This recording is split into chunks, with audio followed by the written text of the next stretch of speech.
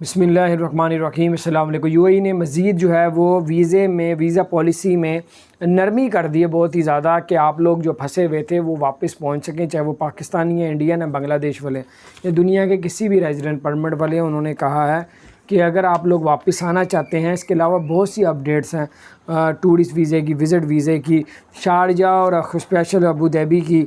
उसके अलावा आपको बताएंगे कि बहुत सी एक दो और अपडेट्स बताऊंगा आपको। सबसे पहले आपको बताते चलते हैं कि आपने अगर यूएई में जो है वो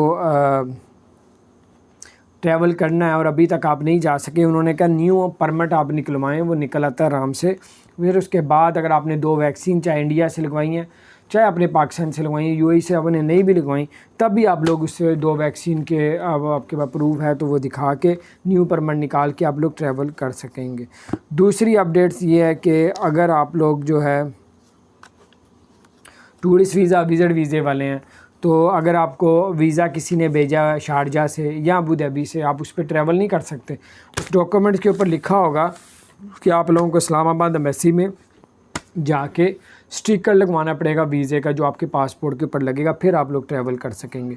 खाली वो डॉक्यूमेंट जो आपके पास आए हैं उस पर आप ट्रैवल नहीं कर सकेंगे। और मंसूबा एक शुरू किया जा रहा है दुबई के अंदर 35 बिलियन दिरहम का, जिसमें बहुत से लोगों को जो है उसका इफ्तिताह कर दिया गया है। आगे जब मकान बनेंगे तो वो आप यूएई में जो लोग रहते हैं उनको वो दिए जाएंगे। बहुत अच्छी अपडेट थी। उसके अलावा आपको बताते चलें कि जिन लोगों को नज़ला ज़ुकाम हो चुका है या होने वाला है, वो दुबई के अंदर यूएई के अंदर फ्री वैक्सीन लगवा सकते हैं नज़ले ज़ुकाम की, ताकि ये कोरोना के मामला से आप बच सकें। बना ख्याल रखें। चैनल को सब्सक्राइब नहीं किया तो सब्सक्राइब कर दें, बेल आइकन प्रेस कर दें ताकि नई सी अपडेट्स आप तक पहुँच